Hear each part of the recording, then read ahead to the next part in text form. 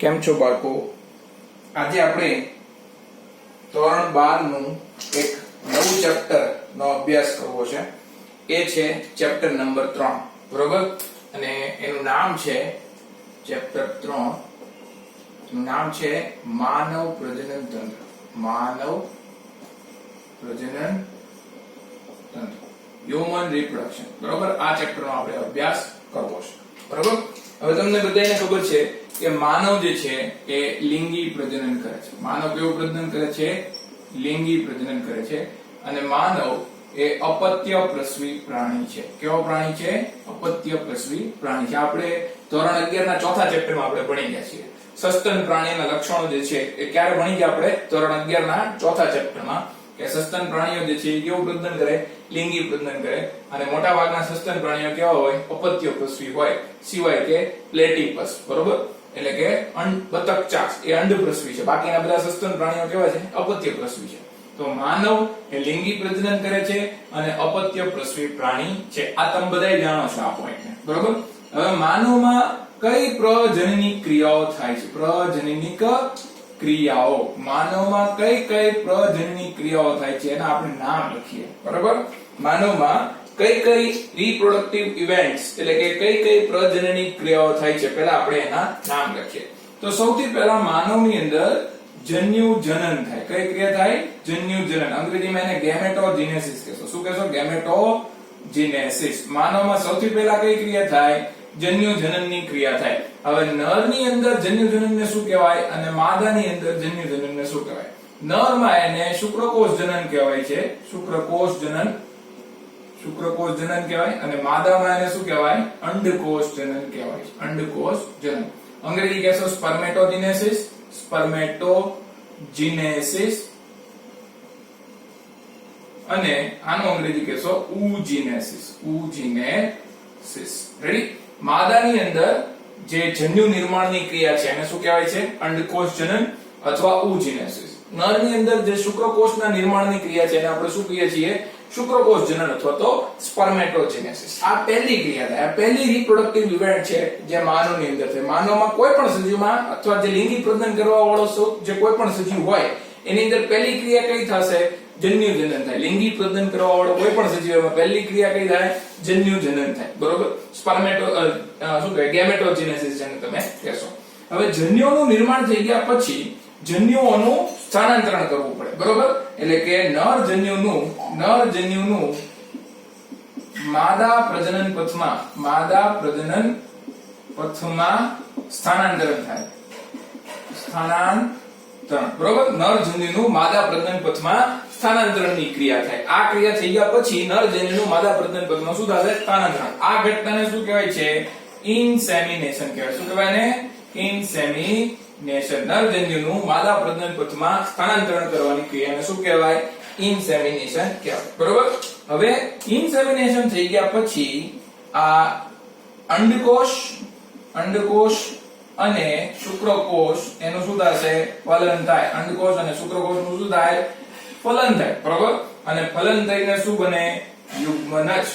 યુગ્મનજમાંથી વિભાજન થઈને શું બને? બ્લાસ્ટોસિસ્ટ. શું બને? બ્લાસ્ટોસિસ્ટ. એટલે ત્રીજી ક્રિયા શું થશે? ત્રીજી ક્રિયા અંડકોષ એટલે કે માદાજન્યુ અને શુક્રકોષ એટલે કે નરજન્યુ જે છે એ બેયનું ફલન થશે, બરોબર? ફલનની ક્રિયા થઈ ગયા પછી યુગ્મનજ બનશે અને યુગ્મનજ જે છે એમાં વિભાજન થઈને શું બને છે? બ્લાસ્ટોસિસ્ટ બને છે, બરોબર? માનવ અંતઃફલન દર્શાવે છે. માનવ કેવું ફલન દર્શાવે? અંતઃફલન. જેમાં અંડકોષની સંખ્યા કેટલી હોય? ફક્ત 1. અંડકોષની સંખ્યા કેટલી હોય? 1. અને શુક્રકોષની સંખ્યા કેટલી હોય છે? લાખો હોય છે. શુક્રકોષની સંખ્યા કેવી હોય? લાખો. એટલે માનવમાં મોટી માત્રામાં શુક્રકોષો બનાવવામાં આવે છે. અંડકોષ જે છે એક જ હોય છે, બરોબર? અને અંડકોષ કેવો હોય છે? અચલિત. કેવો હોય? અચલિત હોય. અને શુક્રકોષ કેવો હોય છે? ચલિત હોય છે, બરોબર? એટલે માનવમાં કેવા પ્રકારનું પ્રજનન જોવા મળે છે?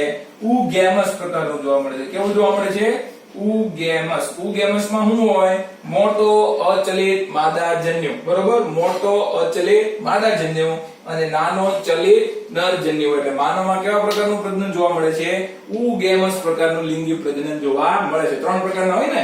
ઉગેમસ, આઇસોગેમસ, એનાઇસોગેમસ. ઉગેમસમાં શું હોય? મોટો અચલિત માદાજન્યુ અને નાનો ચલિત નરજન્યુ. આઇસોગેમસ માં બંને જન્યુ કેવા હોય કદમાં અને આકારમાં સમાન અને એનાઇસોગેમસ માં બંને જન્યુઓ કદ અને આકારમાં કેવા હોય અસમાન. તો અહીંયા ત્રીજી પ્રજનની ક્રિયા કઈ થાય છે અંડકોષ અને શુક્રકોષનું ફલન અને ફલન થઈ ગયા પછી યુગ્મનજનું નિર્માણ થાય ને યુગ્મનજમાંથી પછી શું બને છે બ્લાસ્ટોસિસ્ટ બને છે બરાબર. ચોથી કઈ પ્રજનની ક્રિયા થાય છે ચોથી પ્રજનની ક્રિયામાં બ્લાસ્ટોસિસ્ટનું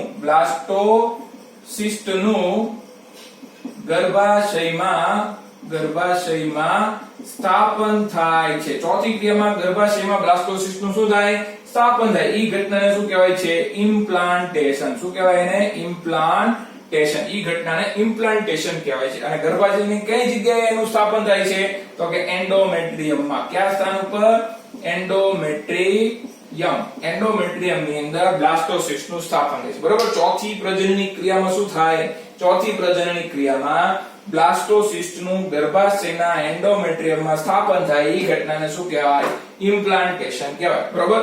પછી પાંચમી ક્રિયામાં શું થશે આ જે બ્લાસ્ટોસિસ્ટ છે ને બ્લાસ્ટોસિસ્ટ જેનું સ્થાપન થયું કે નહીં બ્લાસ્ટોસિસ્ટ નું શું થયું સ્થાપન થયું. ઈ બ્લાસ્ટોસિસ્ટમાં કોષ વિભાજન આગળ વધશે. બ્લાસ્ટોસિસ્ટમાં આગળ વિભાજન થશે અને ભ્રૂણ વિકાસ થશે. શું થશે ભ્રૂણ વિકાસ. બ્લાસ્ટોસિસ્ટમાં વિભાજન થાય અને ભ્રૂણ વિકાસ થાય.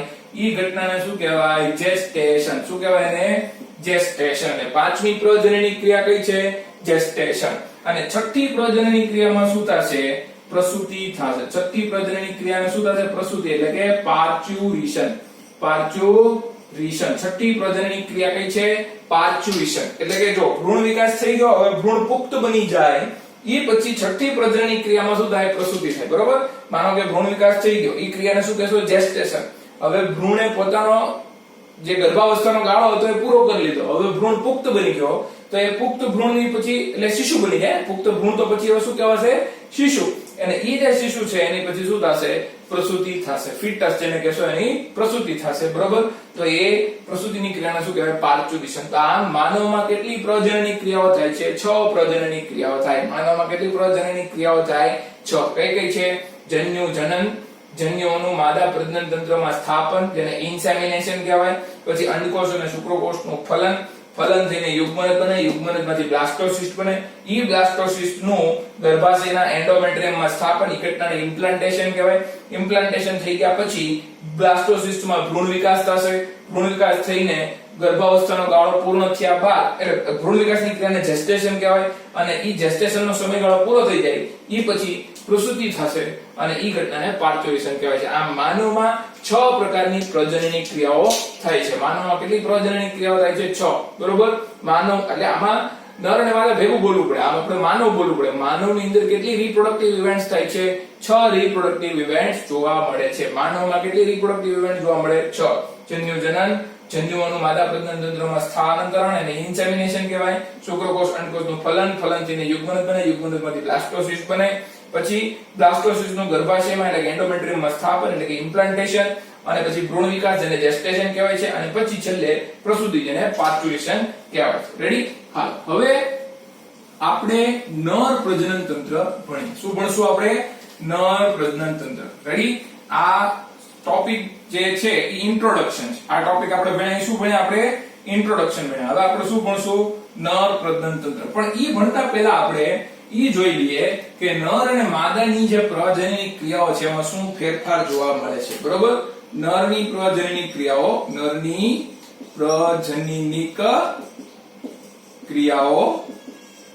અને માદાની પ્રજનનિક ક્રિયાઓ. નરની પ્રજનનની ક્રિયાઓ અને માદાની પ્રજનનની ક્રિયાઓ એમાં શું તફાવત જોવા મળે છે આપણે એની ચર્ચા પહેલા કરી લઈએ બરોબર. તો જો નરની અંદર જે પ્રજનનની ક્રિયાઓ જે છે એ યૌવનારંભ પછી શરૂ થાય છે. યૌવનારંભ પછી શરૂ થાય છે. નરમાં પ્રજનનની ક્રિયાઓ ક્યારે ચાલુ થશે યૌવનારંભ પછી એટલે કે 12 થી લઈને 14 વર્ષ પછી અથવા 12 થી લઈને 14 વર્ષે એમ પડે. 12 થી લઈને 14 વર્ષ બરોબર. પ્યુબર્ટી અવસ્થા જેને કહેશો ને પ્યુબર્ટી. રેડી. તો નરમાં પ્રજનનની ક્રિયાઓ ક્યારે ચાલુ થાય છે યૌવનારંભ પછી શરૂ થાય છે એટલે કે 12 થી 14 વર્ષે શરૂ થાય છે પ્યુબર્ટી અવસ્થામાં બરોબર. માદાની જે પ્રજનનની ક્રિયાઓ છે ભ્રૂણ અવસ્થામાં શરૂ થાય છે. ભ્રૂણ અવસ્થામાં શરૂ થાય છે. માદાની રિપ્રોડક્ટિવ ઇવેન્ટ્સ ક્યારે સ્ટાર્ટ થઈ જાય? જ્યારે માદા શિશુ એની માતાના ગર્ભમાં હોય ને ત્યારે શરૂ થઈ જાય છે. બરોબર? માદાની અંદર પ્રજનનની ક્રિયાઓ ક્યારે ચાલુ થઈ જાય છે? એ માદા શિશુ જ્યારે માતાના ગર્ભમાં હતું ત્યારે જ ચાલુ થઈ જાય છે. બરોબર? એટલે માદા જ્યારે ભ્રૂણ અવસ્થામાં હતી ત્યારે જ એની અંદર પ્રજનનની ક્રિયાઓ શરૂ થઈ જાય છે. બરોબર? પછી બીજી વાત કરીએ કે નરની અંદર પ્રજનનની ક્રિયાઓ જે છે એ જીવંત પર્યંત ચાલુ રહે છે. જીવંત પર્યંત શરૂ રહે છે. રેડી? જીવંત પર્યંત શરૂ રહે. બરોબર? જ્યારે માદાની અંદર શું થશે? માદાની અંદર પ્રજનનની ક્રિયાઓ જે છે એ 50 વર્ષે અટકી જાય છે. 50 વર્ષે શું થઈ જાય છે? અટકી જાય છે. એ ઘટનાને શું કહેવાય છે? મેનોપોઝ કહેવાય છે. શું કહેવાય? મેનોપોઝ કહેવાય છે. બરોબર? નરની જે પ્રજનનની ક્રિયાઓ છે જીવંત પર્યંત ચાલુ રહે, લાઈફ લોંગ, લાઈફ ટાઈમ ચાલુ હોય. બરોબર? અને માદાની જે પ્રજનનની ક્રિયાઓ જે છે એ 50 વર્ષે હંમેશા અટકી જતી હોય છે. અને 50 વર્ષે અટકી જાય એ ઘટનાને આપણે શું કહીએ છીએ? એને મેનોપોઝ કહેવામાં આવે છે. રેડી? તો આ નરની પ્રજનનની ક્રિયાઓ અને માદાની પ્રજનનની ક્રિયાઓ વચ્ચેનો તફાવત છે. રેડી? તો નરની પ્રજનનની ક્રિયાઓ એ યૌવન આરંભ પછી શરૂ થાય છે. 12 થી 14 વર્ષે લગભગ પ્યુબર્ટી અવસ્થામાં શરૂ થાય છે. અને માદાની પ્રજનનની અવસ્થાઓ ભ્રૂણ અવસ્થામાં ચાલુ થઈ જાય છે. નરની અંદર જીવંત પર્યંત પ્રજનનની ક્રિયાઓ ચાલુ રહે છે, જ્યારે માદાની અંદર પ્રજનનની ક્રિયાઓ 50 વર્ષે અટકી જાય છે. આ ઘટનાને મેનોપોઝ કહેવાય છે. રેડી? હાલ હવે આપણે ભણીએ નર પ્રજનન તંત્ર. હવે શું ભણશું આપણે? નર પ્રજનન તંત્ર. બરોબર? તો આપણો નવો ટોપિક છે નર પ્રજનન તંત્ર. નર પ્રજનન તંત્ર. બરોબર? મેલ રિપ્રોડક્ટિવ સિસ્ટમ. નર પ્રજનન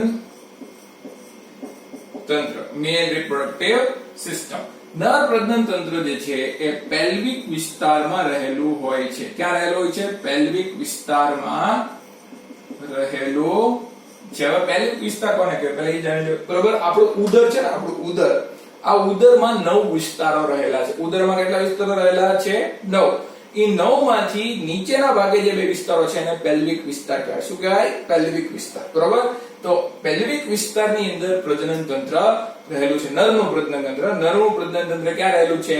ઉદરના પેલ્વિક વિસ્તારમાં રહેલું છે. બરોબર? હવે નર પ્રજનન તંત્રના કયા કયા ભાગો છે? નર પ્રજનન તંત્રના કયા કયા ભાગો છે? પહેલા એની અંદર આવે એક જોડ શુક્રપિંડ. એક જોડ શુક્રપિંડ આવે.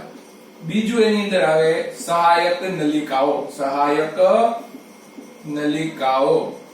બીજું એની અંદર આવશે સહાયક ગ્રંથિઓ. સહાયક ગ્રંથિઓ. અને છેલ્લે આવશે બાહ્ય જનન અંગો. બાહ્ય જનન અંગો. આટલા જે ભાગો છે એ નર પ્રજનન તંત્રના છે. બરોબર? નર પ્રજનન તંત્રમાં શું શું હોય? એક જોડ શુક્રપિંડ હોય, સહાયક નલિકાઓ હોય, સહાયક ગ્રંથિઓ હોય અને બાહ્ય જનન અંગો હોય છે. બરોબર?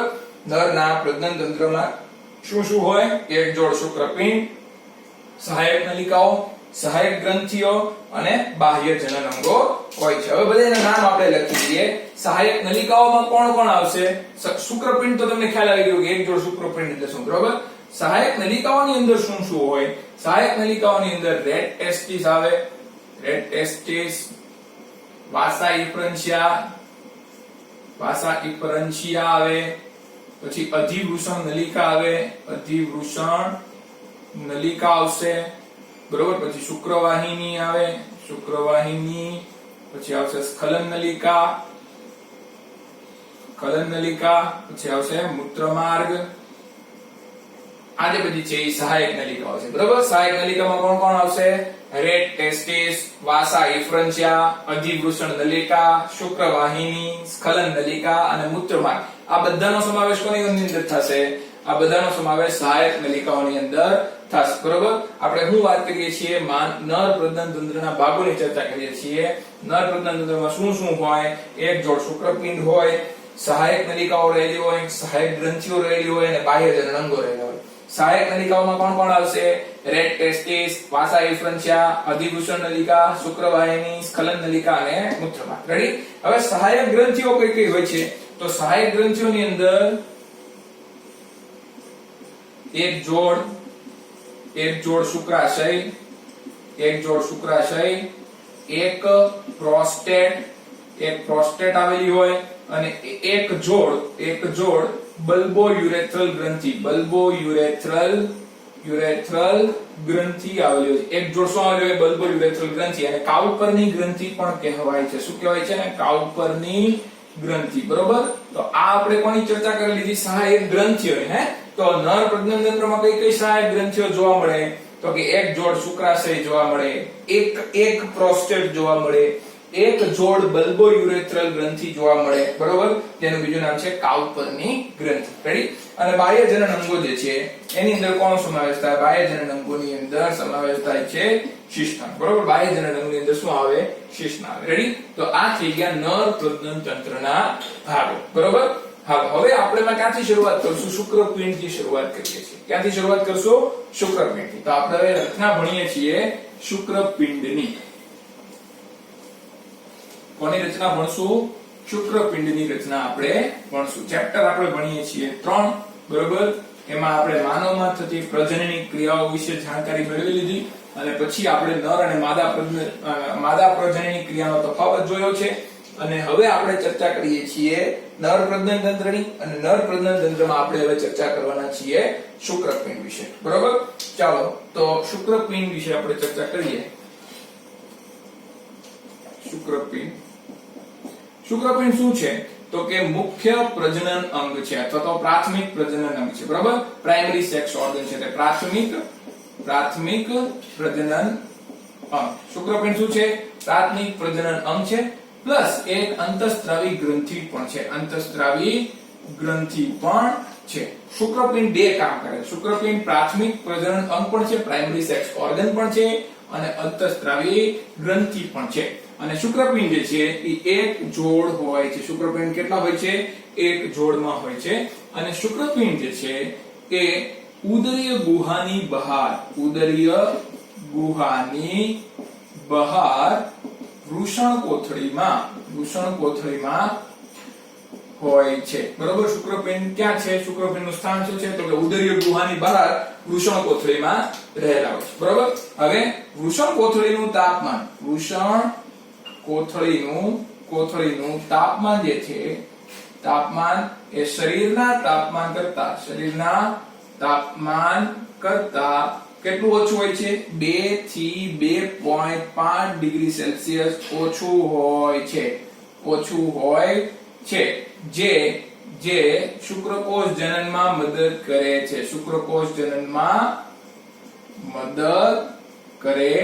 છે. તો તમને આ કારણ મળી ગયું. એનો જવાબ મળી ગયો કે શું કામ શુક્રપિંડ એ ઉદરી ગુહાની બહાર રહેલા છે. શુક્રપિંડ ઉદરી ગુહાની બહાર એટલા માટે રહેલા છે કારણ કે શુક્રપિંડને નીચા તાપમાનની જરૂર છે. અને શુક્રપિંડને નીચું તાપમાન કોણ પૂરું પાડે છે? વૃષણકોથળી પૂરું પાડે. શુક્રપિંડને નીચું તાપમાન કોણ પૂરું પાડે છે?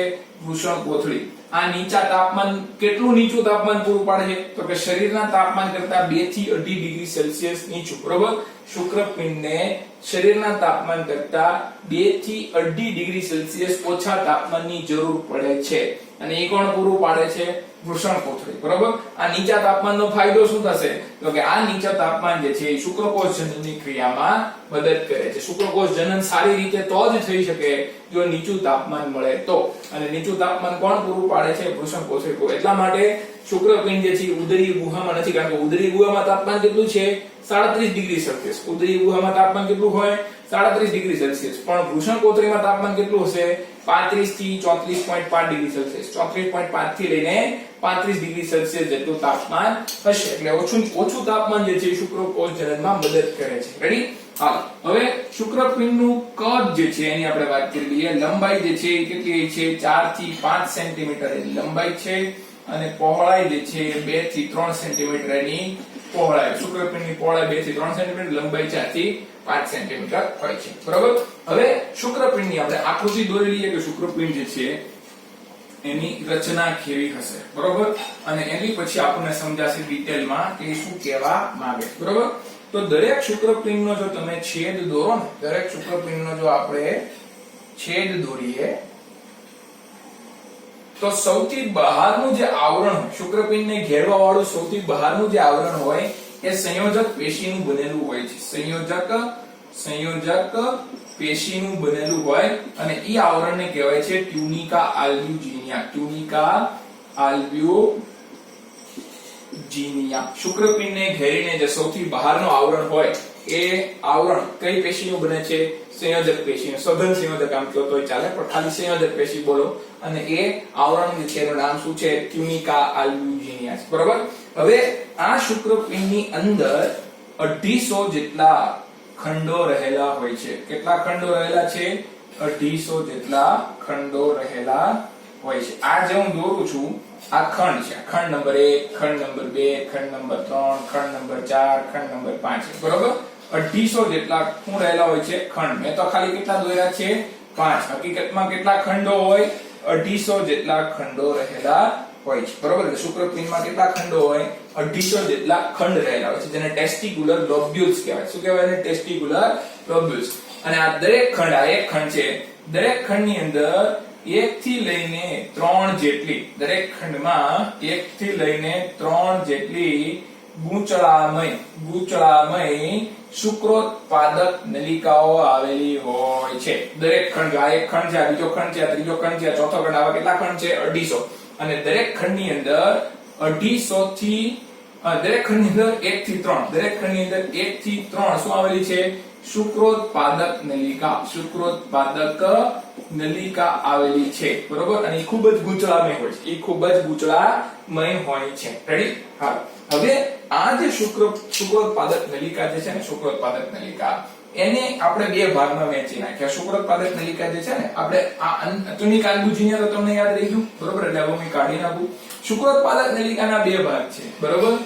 એક અંદરનો વિસ્તાર છે, શુક્રોત્પાદક નલિકાની અંદરનો વિસ્તાર, અને એક શુક્રોત્પાદક નલિકાની બહારનો વિસ્તાર છે. બરોબર.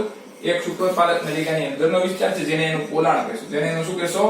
પોલાણ. બરોબર. અને એક બહારનો વિસ્તાર છે. જો આ કાળા રંગની નળી છે એની અંદર પોલાણ હોય. કાળા રંગની જે નળી છે એની અંદર એનું પોલાણ હોય. બરોબર.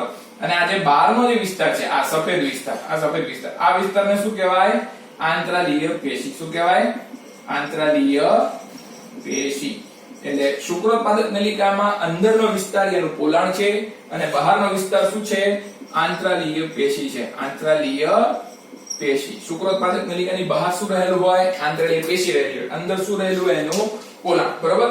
ઈ પોલાણની અંદર શું રહેલા છે? ઈ પોલાણની અંદર બે કોષો હોય. એ પોલાણની અંદર બે કોષો હોય છે. પોલાણની અંદર કેટલા કોષો હોય? બે. ક્યાં ક્યાં? તો કે એક હોય નર જનન અધિચ્છદ. નર જનન અધિચ્છદના કોષો. નર જનન અધિચ્છદના કોષો. બરોબર. અને બીજા શું હોય? સર્ટોલી કોષો. સર્ટોલી કોષો. રેડી? શુક્રોત્પાદક નલિકાની અંદર જે પોલાણ છે, એ પોલાણમાં શું રહેલું છે? નર જનન અધિચ્છદના કોષો, અને બીજું શું રહેલું છે? સર્ટોલી કોષો રહેલું છે. બરોબર. આ નર જનન અધિચ્છદના કોષો જે છે એનું બીજું નામ છે સ્પર્મેટોગોનિયા. સ્પર્મેટોગોનિયા એમ પણ કહેવાય. બરોબર. એનું બીજું નામ તમે શું કહી શકો? સ્પર્મેટોગોનિયા પણ કહી શકો. જે 2n હોય છે. કેવો હોય છે? 2n. રેડી? અને એમાં અર્ધીકરણ થાય. એમાં શું થાય? અર્ધીકરણ થાય. અને અર્ધીકરણ થઈને શું બનાવે છે? શુક્રકોષ બનાવે છે. શું બનાવે? એ શુક્રકોષ બનાવે, જે n હોય. કેવો હોય? n હોય. બરોબર. જો શુક્રોત્પાદક નલિકાની સંખ્યા 1 થી 3 છે, અને ઈ શુક્રોત્પાદક નલિકા દરેક ખંડમાં હે, અને એની અંદર પોલાણ છે અને બહાર આંતરાલીય પેશી છે. અંદરનું જે પોલાણ છે એમાં બે પ્રકારના કોષો છે, નર જનન અધિચ્છદના કોષો અને સર્ટોલી કોષો. નર જનન અધિચ્છદના કોષો જે છે ઈ સ્પર્મેટોગોનિયા કહેવાય. તો એમાંથી સ્પર્મેટોગોનિયા બને. બરોબર. અને એમાં અર્ધીકરણ થઈ અને એમાંથી શુક્રકોષ બનતો હોય. રેડી? શુક્રકોષ કેવો હોય? એકકીય હોય. n. આ નર જનન અધિચ્છદના કોષો કેવો હોય? દ્વિકીય હોય. 2n. રેડી? સર્ટોલી કોષો જે છે એ વિકસતા જનન અધિચ્છદના કોષોને, જનન અધિચ્છદના કોષો અને શુક્રકોષોને પોષણ આપે છે. પોષણ આપે છે. સર્ટોલી કોષોનું મેઇન કામ શું છે? સર્ટોલી કોષોનું મેઇન કામ છે વિકસતા નર જનન અધિચ્છદના કોષો અને શુક્રકોષોને પોષણ આપવું. એની સિવાયના એના કાર્યો છે, એની ચર્ચા આપણે આગળ કરશું જ્યારે આપણે શુક્રકોષ જનન ભણીએ ત્યારે. છતાંય અત્યારે કહી દઉં કે આ સર્ટોલી કોષો જે છે ભક્ષક કોષો તરીકે પણ વર્તે છે. બહારથી પ્રવેશેલા અનિશ્ચિત પદાર્થોનો નાશ કરી નાખે સર્ટોલી કોષો. બરોબર. પછી સર્ટોલી કોષો જે છે એ એન્ટીબોડીઝ નું ઉત્પાદન કરે છે. સર્ટોલી કોષો જે છે એ એન્ટીબોડીઝ નું ઉત્પાદન મદદ કરે છે, એટલે રોગ પ્રતિકારક તંત્રનો એક ભાગ છે. સર્ટોલી કોષો કોનો ભાગ છે? રોગ પ્રતિકારક તંત્રનો ભાગ છે. પછી બીજી વાત કરીએ કે સર્ટોલી કોષો ઇન્હિબિન નામનો અંતઃસ્ત્રાવ બનાવે છે. સર્ટોલી કોષો કયો અંતઃસ્ત્રાવ બનાવે છે? ઇન્હિબિન, જે શુક્રકોષ જનનની ક્રિયાને અટકાવે કરે. બરાબર, શુક્રકોષ જનનની ક્રિયાને શું કરે? અટકાવે. સર્ટોલી કોષો શુક્રકોષ જનનમાં મદદ કરે અને શુક્રકોષ જનનને અટકાવે. મદદ કેવી રીતે કરશે? તો કે શુક્રકોષોને પોષણ આપીને. પણ જ્યારે શુક્રકોષ જનનની જરૂર ન હોય ત્યારે શુક્રકોષ જનનને અટકાવે કોણ? સર્ટોલી કોષો. કેવી રીતે અટકાવશે? ઇન્હિબિન નામના અંતઃસ્ત્રાવનો સ્ત્રાવ કરે. એટલે આગળ આવશે, આપણે એની ચર્ચા ડિટેલમાં કરશું. અત્યારે ખાલી એટલું યાદ રાખો કે સર્ટોલી કોષો શું કરે છે? તો કે એ જનન અધિચ્છેદના કોષો છે, એને પોષણ આપે છે અને શુક્રકોષોને પણ પોષણ આપવાનું કાર્ય કરે છે. રેડી? હા, હવે આ શુક્રોત્પાદક નલિકાનો જે બહારનો વિસ્તાર છે, જે આંતરલીય પેશી કહેવાય, એની અંદર આંતરલીય કોષો રહેલા. શું રહેલા હોય? આંતરલીય કોષો, અથવા બીજું એનું નામ છે લેડિગ્ના કોષો. લેડિગ્ના કોષો. બરોબર? બહારની જે શુક્રોત્પાદક નલિકાની જે બહારનો વિસ્તાર છે એમાં કોના કોષો છે? આંતરલીય કોષો છે, અથવા તો લેડિગ્ના કોષો. બરોબર? એ લેડિગ્ના કોષો જે છે એ કોનો સ્ત્રાવ કરે છે? એ ટેસ્ટોસ્ટેરોન, આમ એન્ડ્રોજન લખે. શેનો સ્ત્રાવ કરે છે? એન્ડ્રોજન્સનો સ્ત્રાવ કરે છે. અને એન્ડ્રોજન શેના માટે થઈને જવાબદાર છે? એન્ડ્રોજન જે છે શુક્રકોષ જનનની ક્રિયાને પ્રેરે છે અને નરના દ્વિતીયક લૈંગિક લક્ષણોનો વિકાસ કરાવે છે. બરોબર? એન્ડ્રોજન શું કરે? એન્ડ્રોજન શુક્રકોષ જનનની ક્રિયાને પ્રેરે અને નરના દ્વિતીયક લૈંગિક લક્ષણોનો વિકાસ કરાવે છે. સેકન્ડરી સેક્સ્યુઅલ કેરેક્ટર્સનો વિકાસ કરાવે. રેડી? લ્યો, તો આ થઈ ગયું તમારું શુક્રપિંડની રચના. શુક્રપિંડ વિશે આપણે શું કીધું? કે શુક્રપિંડ જે છે એ અંડાકાર હોય છે. શુક્રપિંડની અંદર 250 જેટલા ખંડો આવેલા હોય છે. શુક્રપિંડને બહારથી ઘેરીને એક સંયોજક પેશીનું આવરણ આવેલું હોય, ઈ આવરણને ટ્યુનિકા આલ્બુજીના કહેવાય છે. શુક્રપિંડના દરેક ખંડની અંદર 1 થી 3 શુક્રોત્પાદક નલિકા રહેલી છે. શુક્રોત્પાદક નલિકાનું જે પોલાણ છે એમાં બે પ્રકારના કોષો હોય, નર જનન અધિચ્છેદના કોષો હોય અને સર્ટોલી કોષ હોય. નર જનન અધિચ્છેદના કોષો એ 2n હોય છે. બરોબર? દ્વિતીય હોય, એમાં અર્ધીકરણ થઈને શુક્રકોષ બને છે. અને સર્ટોલી કોષો જે છે એ જનન અધિચ્છદીય કોષો અને શુક્રકોષોને પોષણ આપવાનું કાર્ય કરે છે. એ ભક્ષક કોષો તરીકે કાર્ય કરે છે અને એ પ્રતિકારક કોષો તરીકે પણ કાર્ય કરે છે. બરોબર? અને આંતરલીય પેશી જે છે એ શુક્રોત્પાદક નલિકાની બહાર આંતરલીય પેશી આવેલી હોય, જેમાં લેડિગ્ના કોષો રહેલા છે, જે એન્ડ્રોજન્સનો સ્ત્રાવ કરે છે. આ એન્ડ્રોજન શુક્રકોષ જનનની ક્રિયાને પ્રેરે છે અને એ નરના દ્વિતીયક લૈંગિક લક્ષણોનો વિકાસ કરાવે છે. રેડી? તો આ થઈ ગયું શુક્રપિંડની રચના પૂરી. હવે આપણે વાત કરીએ ઓલી જે સહાયક નલિકાઓ લખી હતી ને આપણે, બરોબર? એ સહાયક નલિકાઓ વિશે આપણે ભણીએ. શુક્રપિંડ વિશે આપણે ભણી લીધું. શુક્રપિંડ આખો આવી ગયું. હવે હું તમને શું ભણાવીશ? સહાયક નલિકાઓ. આપણે નર પ્રજનન તંત્ર ભણીએ છીએ, એમાં આપણે કીધું નર પ્રજનન તંત્રમાં એક જોડ શુક્રપિંડ હોય, સહાયક નલિકાઓ હોય, સહાયક ગ્રંથિઓ હોય અને નર જનન અંગો હોય. હવે એમાં શુક્રપિંડ વિશે તમને ભણાવી દીધું છે. હવે કોની ચર્ચા કરવાની છે આપણે? સહાયક નલિકાઓની. તો સહાયક નલિકાઓ ભણવા માટે થઈને ફરીવાર આપણે શુક્રપિંડની આકૃતિ એકવાર દોરવી પડે. બરોબર? તો શુક્રપિંડની આપણે આકૃતિ દોરી નાખીએ. આ શુક્રપિંડ છે. શુક્રપિંડની અંદર અહીંયા ખંડો રહેલા છે. બરોબર? એ ખંડની અંદર શું રહેલી છે? ગુચળામય 1 થી 3 શુક્રોત્પાદક નલિકાઓ રહેલી છે. ગુચળામય 1 થી 3 શું રહેલી છે? શુક્રોત્પાદક નલિકાઓ. રેડી?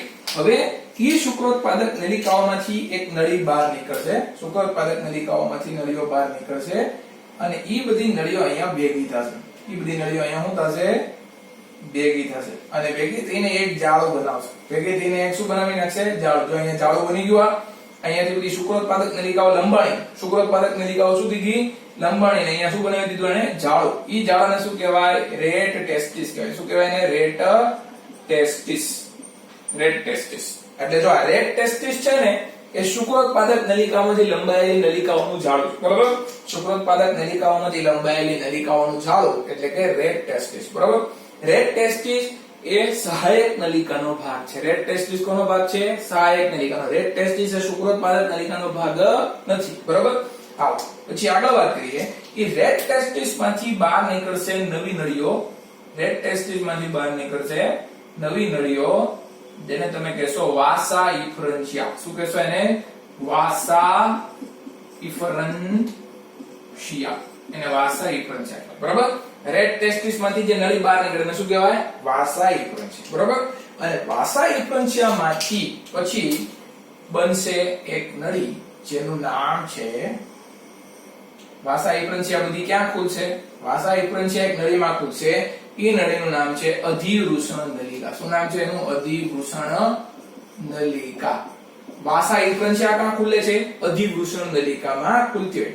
આ અધિવૃષણ નલિકા આખી શુક્રપિંડની જે પોસ્ટિરિયર દિવાલ હોય, પોસ્ટિરિયર દિવાલ એટલે કે પૃષ્ઠ દિવાલ. બરોબર? આ આખું શુક્રપિંડ છે તો આ શુક્રપિંડની પૃષ્ઠ દિવાલ છે. આખી ભૂરા રંગની છે શુક્રપિંડની કઈ દિવાલ છે? પૃષ્ઠ દિવાલ. તો આ અધિવૃષણ નલિકા શું કરે? શુક્રપિંડની પૃષ્ઠ દિવાલને આવરે છે. બરોબર? તો આખી પૃષ્ઠ દિવાલ ઉપર ગતિ કરે છે. બરોબર? જોશો ને, અધિવૃષણ નલિકા જે છે આખી શુક્રપિંડની પૃષ્ઠ દિવાલ ઉપર શું કરે છે? ગતિ કરે છે. બરોબર? હાલ તો એ શુક્રપિંડની પૃષ્ઠ દિવાલ ઉપર ફરીવાર થોડું ખતી દોરી નાખો. બરોબર? અહીંયાથી એ આવી રીતે આમ જશે. બરોબર? અને પછી એ આવી રીતે ઉપર ચડે છે. બરોબર? આ જે અધિવૃષણ નલિકા છે ને અહીંયા નીચે આવીને પછી આમ ઉપર આવશે. હવે જ્યારે અહીંયા ઉપર આવે છે ત્યારે એનું નામ થઈ ગયું છે શુક્રવાહિની. ક્યાં નામે ઓળખાય છે? એ શુક્રવાહિનીના નામે ઓળખાય છે. જો પહેલા અહીંયા શુક્રપિંડ છે, શુક્રપિંડની અંદર ખંડો છે, એ ખંડોની અંદર શુક્રોત્પાદક નલિકાઓ છે. શુક્રોત્પાદક નલિકાઓમાંથી જે નળી લંબાઈ છે એ નળીનું નામ છે રેડ ટેસ્ટિસ. રેડ ટેસ્ટિસ માંથી જે નળી લંબાઈ છે એનું નામ છે વાસા ઇફરન્શિયા. વાસા ઇફરન્શિયા માંથી એક નળી આમ બહાર નીકળે છે એનું નામ છે અધિવૃષણ નલિકા, જે શુક્રપિંડને પોસ્ટિરિયર દિવાલ એટલે કે પૃષ્ઠ દિવાલ ઉપર ઘેરે છે. અને પછી એમાંથી આમ જે ઉપર જાય એ નળીને કહેવાશે શુક્રવાહિની. બરોબર? હવે એ શુક્રવાહિની એ જ્યારે સાથળમાંથી પસાર થાય ને, શુક્રવાહિની ક્યાંથી પસાર થાય? સાથળમાંથી. ત્યારે એક કેનાલમાંથી પસાર થાય છે. એક કેનાલમાંથી પસાર થાય છે. જ્યારે શુક્રવાહિની ક્યાંથી પસાર થતી હોય? સાથળમાંથી પસાર થતી હોય ત્યારે ક્યાંથી પસાર થાય છે? એક કેનાલમાં. એ કેનાલને કહેવાય છે ઇંગ્વાઇનલ કેનાલ. શું કહેવાય એને? ઇંગ્વાઇનલ કેનાલ. અને એ ઇંગ્વાઇનલ કેનાલ ની અંદર એને ઇંગ્વાઇનલ નલિકા કહે છે. ઇંગ્વાઇનલ કેનાલ ની અંદર શુક્રવાહિની ક્યાં નામે ઓળખાય? ઇંગ્વાઇનલ નલિકાના નામે ઓળખાય છે. શુક્રવાહિની તો છે શું? શુક્રવાહિની. પણ એ શુક્રવાહિની જ્યારે આ કેનાલમાંથી પસાર થાય, શુક્રવાહિની ક્યાંથી પસાર થાય? કેનાલમાંથી પસાર થાય ત્યારે એનું નામ શું બોલાય? ઇંગ્વાઇનલ નલિકા. શું નામ બોલાય એનું? ઇંગ્વાઇનલ નલિકા. અને બહાર આવે ત્યારે પાછી શુક્રવાહિની થઈ. બહાર આવે ત્યારે પછી શું આવતી જાય? શુક્રવાહિની. એટલે આ જે વિસ્તાર છે એ કયો વિસ્તાર છે? સાથળનો વિસ્તાર છે. સાથળની અંદર એક કેનાલ આવેલી હોય, ઈ કેનાલને શું કહેવાય છે? ઇંગ્વાઇનલ કેનાલ કહેવાય છે. બરાબર? હવે ઇંગ્વાઇનલ કેનાલમાંથી જેવી બહાર નીકળે, ઇંગ્વાઇનલ કેનાલમાંથી જેવી બહાર નીકળે એટલે એ ઉદરીય ગુહામાં દાખલ થઈ જાય છે. ક્યાં દાખલ થઈ જાય છે? ઉદરીય ગુહામાં દાખલ થઈ જાય છે. બરાબર? આ શુક્રવાહિની આ ઇંગ્વાઇનલ કેનાલમાંથી બહાર નીકળી ત્યારે એ ક્યાં દાખલ થઈ જાય? ઉદરીય ગુહામાં દાખલ થઈ જાય. અને ઉદરીય ગુહામાં જ્યારે દાખલ થાય ત્યારે એ આમ ટર્ન લે છે. ત્યારે એ શું કરે છે? ટર્ન લે છે. બરોબર? એટલે આમ વળાંક લે છે. અને વળાંક લઈને સીધી ક્યાં દાખલ થઈ જાય છે? સીધી દાખલ થઈ જાય છે મૂત્રાશયમાં. ક્યાં દાખલ થઈ જાય છે? મૂત્રાશયમાં. અથવા મૂત્રાશયમાં દાખલ ન થાય અથવા એમાં એમ કહેવાય કે એ શુક્રાશયમાં દાખલ થાય છે. ક્યાં થાય છે? દાખલ થાય છે શુક્રાશયમાં દાખલ થાય છે. રેડી? જો આ જે ત્રિકોણાકાર રચના છે ને એ મૂત્રાશય છે. આ શું છે? મૂત્રાશય. પણ મૂત્રાશયની પાછળ શું આવેલું હોય? શુક્રાશય આવે છે. શું આવેલું હોય? શુક્રાશય. મૂત્રાશયની પાછળ શું આવેલું? શુક્રાશય. એટલે આ નલિકા ક્યાં ખુલે છે? નલિકા ક્યાં ખુલે છે? શુક્રાશયમાં ખુલે છે. ક્યાં ખુલે છે? શુક્રાશયમાં. બરોબર? જો ફરીવાર એકવાર કહી દઉં, આ શુક્રપિંડ છે, શુક્રપિંડની અંદર ખંડો છે, ખંડોની અંદર શુક્રોત્પાદક નલિકા છે. શુક્રોત્પાદક નલિકામાંથી શું બન્યું? રેડ ટેસ્ટિસ બન્યું. રેડ ટેસ્ટિસ માંથી શું બન્યું? વાસા ઇફરન્શિયા. વાસા ઇફરન્શિયામાંથી બન્યું અધિવૃષણ નલિકા. અધિવૃષણ નલિકા આમ નીચે આવીને અહીંયા બની શુક્રવાહિની. શુક્રવાહિની ક્યાંથી પસાર થઈ? ઇંગ્વાઇનલ કેનાલમાંથી પસાર થઈ. પછી ક્યાં દાખલ થઈ ગઈ? ઉદરીય ગુહામાં દાખલ થઈ ગઈ. ઉદરીય ગુહામાં એને શું કર્યું? વળાંક લીધો. અને વળાંક લઈને એ ક્યાં દાખલ થઈ જાય છે? શુક્રાશયમાં. શુક્રાશય કેટલા હોય? એક જોડમાં હોય. ક્યાં આવેલા હોય? મૂત્રાશયની પાછળ. બરોબર? શુક્રાશય એક જોડમાં રહેલી ગ્રંથિ છે અને મૂત્રાશયની પાછળ. બરોબર? હવે જ્યારે એ શુક્રાશયમાં દાખલ થાય ને ત્યારે શુક્રાશયમાંથી એક નવી નળી નીકળે. શુક્રાશયમાંથી એક શું નીકળે છે? નળી. અને એ નળી જે છે એની હારે આ શુક્રવાહિની જોડાઈ જાય છે. એ નળીની હારે આ શુક્રવાહિની શું થઈ જાય છે? જોડાઈ જાય છે આવી રીતે ઈ નળીની હારે આ શુક્રવાહિની જોડાઈ જશે તમારે ને પછી એનું નામ શું થઈ જશે પછી એનું નામ થઈ જશે સ્ખલન નલિકા શું નામ થઈ જશે સ્ખલન નલિકા જો અહીંયાથી શુક્રવાહિની અહીંયા ફરીને દાખલ થઈ તો ઈ ક્યાં દાખલ થઈ શુક્રાશયમાં દાખલ થઈ ક્યાં દાખલ થઈ શુક્રાશયમાં હવે શુક્રાશયની પોતાની એક નળી છે લાલ રંગની શુક્રાશયની પોતાની એક નળી છે લાલ રંગની ઈ આ શુક્રવાહિની હારે જોડાઈ બરોબર તો પછી કોનું નિર્માણ કર્યું અને સ્ખલન નલિકાનું નિર્માણ કર્યું કોનું નિર્માણ કર્યું સ્ખલન નલિકા અને પછી સ્ખલન નલિકા જે છે ઈ ક્યાં ખુલે છે સ્ખલન નલિકા જે છે એ આગળ આપણે દોરીએ આવી સ્ખલન નલિકા અહીંયા હશે ને આવી સ્ખલન નલિકા અહીંયા હોય બરોબર આ બે સ્ખલન નલિકાઓ જે છે એ ક્યાં ખુલે છે ક્યાં ખુલશે અહીંયા મૂત્ર માર્ગમાં ખુલે છે ક્યાં ખુલે છે મૂત્ર માર્ગમાં ખુલે છે અને આ મૂત્ર માર્ગ ક્યાંથી પસાર થશે શિશ્નમાંથી પસાર થાય છે મૂત્ર માર્ગ ક્યાંથી પસાર થશે શિશ્નમાંથી પસાર થશે અને મૂત્ર માર્ગ બહારની બાજુએ ખુલે મૂત્ર માર્ગ બહારની બાજુએ ખુલે ઈ દ્વારને શું કહેવાય યુરેથ્રલ મિએટસ કહેવાય શું કહેવાય છે યુરેથ્રલ મિએટસ બરોબર જો પહેલા શું હતું શુક્રવાહિની ક્યાં દાખલ થઈ શુક્રાશયમાં એની હારે નળી જોડાણી ઈ પછી એને ક્યાં નામે ઓળખવામાં આવે છે સ્ખલન નલિકા ઈ સ્ખલન નલિકા જ્યારે જોડાઈ જાય ત્યારે એ શું શેમાં ખુલે છે મૂત્ર માર્ગમાં ખુલે છે મૂત્ર માર્ગ ક્યાંથી પસાર થાય છે શિશ્નમાંથી પસાર થાય અને શિશ્ન ક્યાં ખુલે છે યુરેથ્રલ મિએટસ દ્વારા બહારની બાજુએ ખુલે છે બરોબર તો શુક્રકોષના વહનનો પથ શું થયો શુક્રકોષના વહનનો પથ સૌથી પહેલા શુક્રોત્પાદક નલિકા જે શુક્રપિંડનો ભાગ છે શુક્રોત્પાદક નલિકા કોનો ભાગ છે શુક્રપિંડનો ભાગ છે એમાંથી શું બન્યું રેટ ટેસ્ટિસ માંથી શું આવ્યું વાસાઈ ફ્રન્સિયામાંથી શું આવ્યું અધિવૃષણ નલિકા અધિવૃષણ નલિકામાંથી શું આવ્યું શુક્રવાહિની ક્યાંથી પસાર થઈ ઇંગ્વાઇનલ કેનાલમાંથી પછી ક્યાં દાખલ થઈ ઉદરીય ગુહામાં એને શું કર્યો ટર્ન લઈને ક્યાં દાખલ થઈ શુક્રાશય ક્યાં હોય મૂત્રાશયની પાછળ બરોબર શુક્રાશયમાં એની એક નળી જોડાણી એટલે શું બની ગઈ સ્ખલન નલિકા અને સ્ખલન નલિકા ક્યાં ખુલ્યું મૂત્રમાર્ગ અને મૂત્રમાર્ગ ક્યાં ખુલે છે શિશ્નની અંદર અને શિશ્નમાંથી એ યુરેથ્રલ મિએટસ મારફતે બહાર નીકળે છે શુક્રકોષ તો આ થઈ ગયું આખો શુક્રકોષના વહનનો પથ અને આ બધી થઈ ગઈ સહાયક નલિકાઓ અહીંયા રેટ ટેસ્ટિસ થી લઈને મૂત્રમાર્ગ સુધીનો જે આખો પથ છે રેટ ટેસ્ટિસ થી લઈને મૂત્રમાર્ગ સુધીનો પથ છે ને રેટ ટેસ્ટિસ થી લઈને મૂત્રમાર્ગ સુધીનો જે પથ છે ને આ બધાને તમે શું કહેશો સહાયક નલિકાઓ કહેવાય શું કહેવાય સહાયક નલિકાઓ આપણે એને કહીએ છીએ આ બધાને સહાયક નલિકાઓ બોલાય અને આ સહાયક નલિકાઓ કરે શું આ સહાયક નલિકાઓ શુક્રકોષનો સંગ્રહ કરતી હોય શુક્રકોષનો સંગ્રહ કરે છે અને શુક્રકોષોનું વહન કરે છે શુક્રકોષોનો સંગ્રહ કરે અને શુક્રકોષોનું શું કરે વહન કરતી હોય છે આ સહાયક નલિકાઓનું શું કરે છે સહાયક નલિકાઓ શુક્રકોષનો સંગ્રહ પણ કરે છે અને શુક્રકોષનું વહન પણ કરે છે રેડી જો આ સહાયક નલિકાઓ પૂરી થઈ ગઈ હવે આવશે સહાયક ગ્રંથિઓ હવે શું આવશે સહાયક ગ્રંથિ બરોબર તો સહાયક ગ્રંથિ વિશે આપણે જોઈ લઈએ સહાયક ગ્રંથિઓ શું છે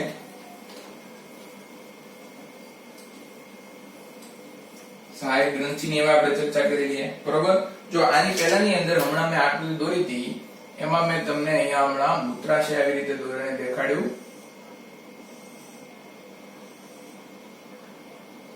અહીંયા આવી રીતે આપણે મૂત્રાશય દોર્યું બરોબર અને મૂત્રાશયની પાછળ અહીંયા શું આવેલું હોય શુક્રાશય આવેલું હોય શું આવેલું હોય શુક્રાશય મૂત્રાશયની પાછળ હોય બરોબર એટલે પહેલા આપણે શુક્રાશય દોરીએ આ શુક્રાશય છે એમાંથી નળી નીકળે છે સ્ખલન નલિકા બરોબર પછી ઉપર આ મૂત્રાશયની ઉપર અહીંયા મૂત્રવાહિની આવેલી હોય અહીંયા શું આવેલી હોય મૂત્રવાહિની અહીંયા મૂત્રવાહિની છે જે ઉત્સર્જન તંત્રમાંથી આવતી હોય 19મું ચેપ્ટર ધોરણ 11 બરોબર મૂત્રવાહિની અહીંયા શુક્રાશય છે બરોબર હવે અહીંયા સ્ખલન નલિકા ખુલશે બરોબર અહીંયાથી શું બહાર નીકળશે સ્ખલન નલિકા રેડી સ્ખલન નલિકા અને પછી સીધે સીધી ક્યાં ખુલે મૂત્રમાર્ગની અંદર આ શું છે તમારે મૂત્રમાર્ગ બરોબર હવે અહીંયા મૂત્રાશયની નીચે અહીંયા બીજી એક ગ્રંથિ આવેલી છે મૂત્રાશયની નીચે અહીંયા એક ગ્રંથિ છે ઈ ગ્રંથિનું નામ છે પ્રોસ્ટેટ અહીંયા એક ગ્રંથિ છે એનું નામ છે પ્રોસ્ટેટ. અને અહીંયા બીજી બે વધારાની ગ્રંથિઓ છે નાની નાની, એનું નામ છે બલ્બો યુરેથ્રલ ગ્રંથિ અથવા તો કાઉપરની ગ્રંથિ. રેડી? તો આપણે હવે ત્રણ વસ્તુ વિશે ભણવાનું છે. એક આપણે ભણવાનું છે શુક્રાશય વિશે, બીજો આપણે ભણવાનું છે પ્રોસ્ટેટ વિશે, અને ત્રીજો આપણે ભણવાનું છે બલ્બો યુરેથ્રલ ગ્રંથિ વિશે. બરોબર? તો પહેલા આપણે શુક્રાશય વિશે કહીએ કે શુક્રાશય જે છે એ જોડમાં રહેલી છે. જોડમાં, બરોબર? એક જોડ હોય. પછી શુક્રાશય ક્યાં હોય? તો કે મૂત્રાશયની પાછળ હોય અને મળાશયની આગળ હોય. મળાશયની આગળ તરફ રહેલું છે. બરોબર? શુક્રાશયનું સ્થાન છે મૂત્રાશયની પાછળ અને મળાશયની આગળ રહેલું હોય છે. બરોબર? શુક્રાશય જે છે એ વીર્યનો 60 થી 70% ભાગ બનાવે. 60 થી 70% ભાગ વીર્ય જે હોય એનું 60 થી 70% ભાગ કોણ બનાવે છે? શુક્રાશય.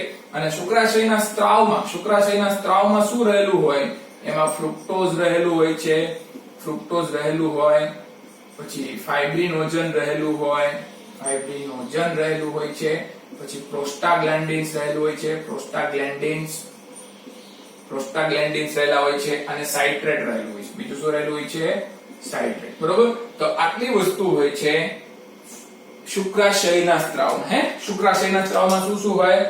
ફ્રુક્ટોઝ, ફાઇબ્રિનોજન, પ્રોસ્ટાગ્લેન્ડિન અને સાઇટ્રેટ. બરોબર? અને શુક્રાશય શું કરે છે? તો કે વીર્યનો 60 થી 70% ભાગ બનાવે છે. વીર્ય હોય ને એના 60 થી 70% ભાગ કોના દ્વારા બનાવવામાં આવે છે? શુક્રાશય વડે બનાવવામાં આવે છે. બરોબર? વીર્યની અંદર શું હોય? વીર્યની અંદર બે વસ્તુ હશે. એક હોય કોષો અને બીજું હોય સેમિનલ પ્લાઝ્મા. બરોબર? ઈ સેમિનલ પ્લાઝમાનો સ્ત્રાવ કોણ કરે છે? ગ્રંથિઓ કરે. સેમિનલ પ્લાઝમાનો સ્ત્રાવ કોણ કરે છે? ગ્રંથિ. કોષો કોણ બનાવે છે? શુક્રપિંડ બનાવે છે. કોષો કોણ બનાવે છે? શુક્રપિંડ. કોષો કોના દ્વારા બનાવવામાં આવ્યા? શુક્રપિંડ વડે. પણ સેમિનલ પ્લાઝમાનો સ્ત્રાવ કોણે કર્યો? ગ્રંથિઓએ કર્યો. બરોબર? સેમિનલ પ્લાઝમા વગર કોષો નકામા છે. બરોબર? કોષોને જીવિત કોણ રાખે છે? સેમિનલ પ્લાઝમા રાખે. બરોબર? કોષોને જીવિત કોણ રાખે? Seminal plasma. તો સેમિનલ પ્લાઝમાનો સ્ત્રાવ કોણ કરે છે? ગ્રંથિ. ઈ સેમિનલ પ્લાઝમાનો 60 થી 70% ભાગ કોણ બનાવે છે? શુક્રાશય. બરોબર? હવે બીજી વાત કરીએ પ્રોસ્ટેટ. પ્રોસ્ટેટ જે છે એ હંમેશા એક જ હોય છે. પ્રોસ્ટેટ કેટલી હોય? હંમેશા એક જ હોય. બરોબર? એ જોડમાં હોતી નથી. બરોબર? શુક્રાશય જોડમાં હોય, પ્રોસ્ટેટ હંમેશા એક જ હોય. અને પ્રોસ્ટેટ જે છે એ વીર્યનો 20 થી 30% ભાગ બનાવે છે. પ્રોસ્ટેટના સ્ત્રાવની અંદર શું હોય? પ્રોસ્ટેટના સ્ત્રાવની અંદર કેલ્શિયમ હોય છે, ફોસ્ફેટ હોય છે, પછી પ્રોફાઇબ્રિનોલાઇસિન હોય છે. પ્રોફાઇબ્રિનોલાઇસિન હોય છે અને ક્લોટિંગ ઉત્સેચકો હોય છે. બરોબર? જે પ્રોસ્ટેટ છે એના સ્ત્રાવની અંદર શું હોય? કેલ્શિયમ, ફોસ્ફેટ, પ્રોફાઇબ્રિનોલાઇસિન અને ક્લોટિંગ ઉત્સેચકો. એટલે જે ગંઠન કરવામાં મદદ કરતા હોય. બરોબર? વીર્યને ગંઠાઈ જવામાં કોણ મદદ કરે છે? ક્લોટિંગ ઉત્સેચકો. એનો સ્ત્રાવ કોણ કરે? પ્રોસ્ટેટ. બરોબર? પ્રોસ્ટાગ્લેન્ડિન શું કરે છે? ગ્રીવાના શ્લેષ્મને પાતળું બનાવે. છે. જ્યારે વીર્ય માદા પ્રજનન તંત્રમાં પહોંચી જશે ત્યારે ત્યાં ગર્ભાશયમાં ગ્રીવા છે. ઈ ગ્રીવા પાસે શ્લેષ્મ છે. ઈ શ્લેષ્મ બહુ જાડું હોય. એ શ્લેષ્મને પાતળું કોણ બનાવે? પ્રોસ્ટાગ્લેન્ડિન. બરોબર? પછી વીર્યને ગંઠાઈ જવામાં કોણ મદદ કરશે? ફાઇબ્રિનોજન જે છે એ પ્રોટીન છે. એ પ્રોટીન એ ફાઇબ્રિનમાં ફેરવાઈ જાય એટલે એમાંથી ગંઠન થઈ જાય વીર્યનું. બરોબર? ફ્રુક્ટોઝ શું કરશે? ફ્રુક્ટોઝ ઊર્જા પૂરી પાડશે. ફ્રુક્ટોઝ શુક્રકોષોને શું પૂરી પાડશે? ઊર્જા અને ખોરાક પૂરો પાડશે. બરોબર? અને પ્રોફાઇબ્રિનોલાઇસિન જે છે ઈ ફાઇબ્રિનને તોડશે. પ્રોફાઇબ્રિનોલાઇસિન શું કરશે? ફાઇબ્રિનને તોડે. અને ક્લોટિંગ ઉત્સેચકો શું કરે? ફાઇબ્રિનોજનને ફાઇબ્રિનમાં ફેરવશે અને ક્લોટિંગ કરાવશે. કેલ્શિયમ અને ફોસ્ફેટ જે છે એ શુક્રકોષોની ગતિ માટે અગત્યના છે. બરાબર? તો આ થઈ ગયું પ્રોસ્ટેટનું મહત્વ. હવે વાત કરીએ બલ્બો યુરેથ્રલ ગ્રંથિ અથવા તો કાઉપરની ગ્રંથિ. કાઉપરની ગ્રંથિ જે છે એ લૈંગિક ક્રિયામાં ઊંજણ કરે તેવો સ્ત્રાવ કરે છે. લૈંગિક ક્રિયામાં જે ઊંજણ કરે ને એવા પદાર્થોનો સ્ત્રાવ કરે છે કાઉપરની ગ્રંથિ. અને કાઉપરની ગ્રંથિનો સ્ત્રાવ વીર્ય સ્ત્રાવ પહેલા થાય છે. વીર્ય સ્ત્રાવ પહેલા વીર્ય સ્ત્રાવ પહેલા તેનો સ્ત્રાવ થાય છે. કાલ્પનિક ગ્રંથિ જોડમાં હોય. કાલ્પનિક ગ્રંથિ કેમાં હોય? જોડમાં હોય. બરોબર, કાલ્પનિક ગ્રંથિ જોડમાં હોય છે અને વીર્યનો સ્ત્રાવ થાય ઈ પહેલા કાલ્પનિક ગ્રંથિનો સ્ત્રાવ થઈ જાય છે. બરોબર, વીર્યનો સ્ત્રાવ થાય ઈ પહેલા કાલ્પનિક ગ્રંથિનો સ્ત્રાવ થાય અને ઈ સ્ત્રાવ શું કરે તો કે લૈંગિક ક્રિયામાં ઊંઝણ કરે છે. લૈંગિક ક્રિયામાં શું કરે છે? ઊંઝણ. રેડી? તો આ થઈ ગયું તમારું બલ્બો યુરેથ્રલ ગ્રંથિનો વર્ણન. હવે એક છેલ્લો પોઈન્ટ હું તમને ભણાવી દઉં બાહ્ય જનન અંગો વિશે. કોની વિશે? બાહ્ય જનન અંગો. ઈ બાહ્ય જનન અંગોમાં કોનો સમાવેશ થાય છે? શિશ્નનો સમાવેશ થાય છે અને શિશ્નની અંદર જે પેશી હોય, શિશ્નની અંદર જે પેશી હોય છે એ પેશી ઉત્થાનમાં મદદ કરે છે. શેમાં મદદ કરે છે? ઉત્થાનમાં મદદ કરે છે. બરોબર, બાહ્ય જનન અંગોમાં કોનો સમાવેશ થાય? શિશ્નનો સમાવેશ થાય. શિશ્નની અંદર પેશી હોય, ઈ પેશી શેમાં મદદ કરે છે? ઉત્થાનમાં મદદ કરે છે. બરોબર, તો ઈ પેશીનું નામ શું છે? ઈ પેશીનું નામ છે કોર્પસ. કોર્પસ સ્પોન્જિયોઝમ. કોર્પસ સ્પોન્જિયોઝમ. કોર્પસ સ્પોન્જિયોઝમ નામની જે પેશી છે, કોર્પસ સ્પોન્જિયોઝમ નામની જે પેશી છે એ શિશ્નોત્થાનમાં મદદ કરે છે. જો આ કોર્પસ સ્પોન્જિયોઝમ સરખું કામ ન કરે તો શિશ્નોત્થાન થશે નહીં અને શિશ્નોત્થાન ન થાય તો ઇન્સેમિનેશન થતું નથી. ઇન્સેમિનેશન થતું નથી. ઇન્સેમિનેશન નથી થતું એટલે શું કે માદા પ્રજનન તંત્રમાં શુક્રકોષોનું સ્થાનાંતરણ થઈ શકતું નથી. બરોબર, બાહ્ય જનન અંગોમાં શિશ્ન આવે. શિશ્નની અંદર પેશી છે, ઈ પેશી ઉત્થાનમાં મદદ કરે છે. કઈ પેશી? કોર્પસ સ્પોન્જિયોઝમ. અને આ કોર્પસ સ્પોન્જિયોઝમ જો સરખી રીતે કામ ન કરે તો ઇન્સેમિનેશનની ક્રિયા થઈ શકતી નથી. રેડી? લો, આ થઈ ગયું તમારું બાહ્ય જનન અંગોનો ટોપિક પૂરો.